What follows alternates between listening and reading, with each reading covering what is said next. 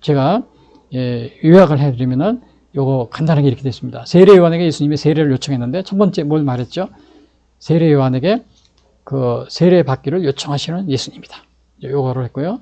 그 다음에 세례 베푸기를 거절했다고 그랬죠. 세례 요한이. 그리고 예수님이 재차 부탁하니까 세례 베푸기를 허락해. 세례를 받아보래. 이때 예수님의 나이가 30살이었습니다. 30살. 사실은 우리가 그 교회사에 보면은 여러분 기독교를 공인한 게 누구예요? 콘티탄티누스 대자라고 그러죠. 313년 AD.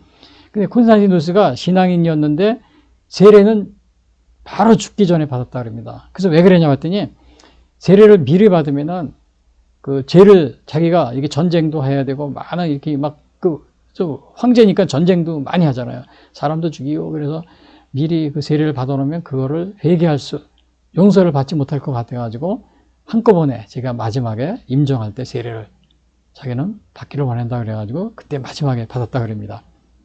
물론 이제 오늘날은 뭐 우리가 그렇게 생각하지 않지만요.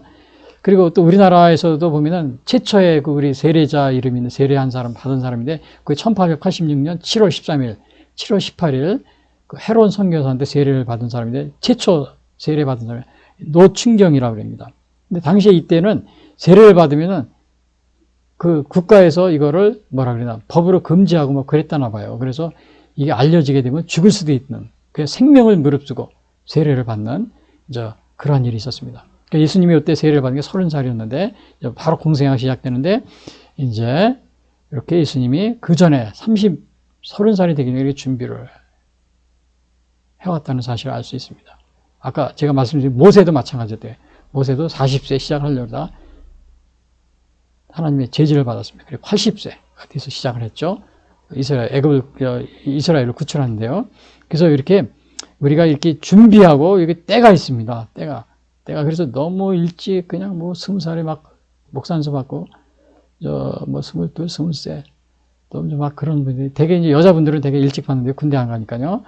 그래서 그런 거를 여러분들이 이런 것도 있다는 것을 아시고 그 다음에 세례시에 나타난 일은 뭐냐? 성령의 현현. 그렇죠? 성령이 비둘기같이 맺다.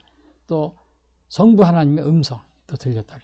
동시에 이런 것이 들렸다는 사실.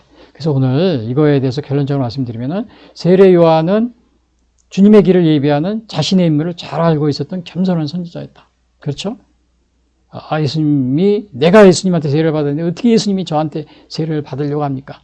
그러나 끝까지 자기가 그렇게 하지 않고 정말 그러나 예수님의 명령에 또 겸손하게 세례를 베풀었다는 사실이요. 그리고 예수님은 두 번째 하나님의 의를 이루기 위해 겸손히 또 세례 요한에게 세례를 받으셨다. 그러니까 이것은 뭐냐면은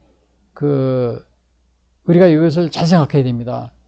그러니까 그 세례 요한이 끝까지 거부한 것이 아니고 하나님의 뜻을 따른 겁니다. 예수님의 말씀에 따라서. 그래서 우리도 인간적인 계획, 생각 이런 거 그걸 가지고 우리가 그것을 가지고 예수님을 따르려고 해서는 안 됩니다. 베드로가 그랬잖아요. 베드로가 예수님이 십자가 달려 죽으신 걸 얘기하니까 절대 안 됩니다. 그러니까 예수님이 뭐래? 사탄아 뒤로 물러가라. 너는 나를 넘어지게 하는 자로다. 그랬잖아요. 그래서 이것은 우리가 정말 하나님의 뜻이 있을 때는 우리가 그 뜻을 따라야 된다는 것을 여기서 보여주고 있습니다. 그래서 조한 칼빈 같은 경우는 뭐라 그랬죠? Irresistible grace. 거절할 수 없는 은혜. 여기서 세례 요한도 마찬가지예요. 예수님이 사양했지만 예수님이 허락하라 그러니까 저기서 세례 요한도 그것을 허락하고 또 예수님도 하나님의 뜻을 의를 이루기 위해서 겸손히 세례를 받으시고 마지막으로는 뭐냐? 예수님 세례 시에 성부, 성자, 성령이 동시에 각각 독립된 위격으로 나타나고 있기 때문에 여기서는 양태론적 삼위일체를 배격하는 모습을 보여요. 제가 이거 양태론적, 그건 아까도 얘기했죠. 뭐 어떻게 설명하냐면 옛날에는 어떻게 설명했어요. 뭐 집에서는 아버지가 되고 또 학교에서는 선생님이 되고 또 병원에 가면 의사가 된다. 이런 식으로 이제 그렇게 하는 양태론이라고 그랬죠. 그게 아니라고 그랬죠.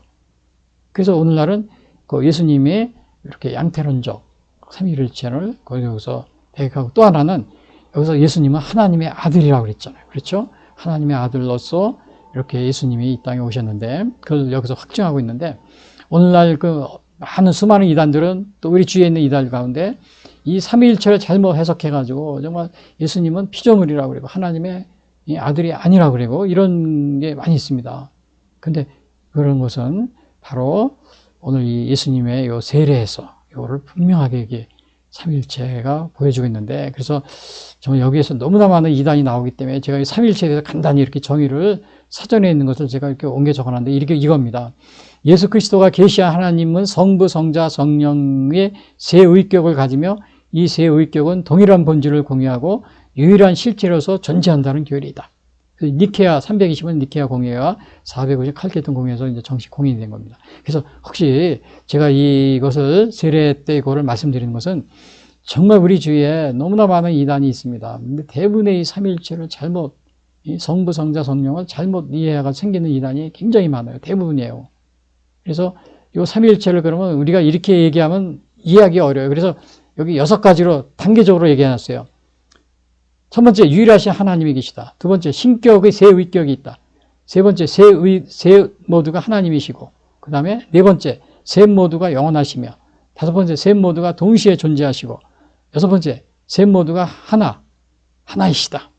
요 6가지로 이렇게 충족하면 됩니다. 요거를 이렇게 풀어 쓴 것이 바로 이렇게 됐습니다. 그래서 혹시 우리 주위 여러분들 아직도 제가 길에 다니다 보면은 막 전도하는 많은 사람인데 대부분이 많은 이단들이 있어요. 근데 이것을 하나님은 뭐 피조물이라고 그러고 하나님은 하나님의 아들이 아니라고 그러고 또 하나님은 한 분이시고 예수님은 그냥 우리와 같은 사람이라고 그러고 그래서 전도하는 겁니다. 그래서 제가 너무 답답해서 오늘 요 예수님의 요 세례를 통해서 바로 이렇게 삼위일체 하나님을 여기서 증거하고 있다는 사실을 제가 이렇게 또 아울러 말씀드립니다. 다 같이 기도하겠습니다.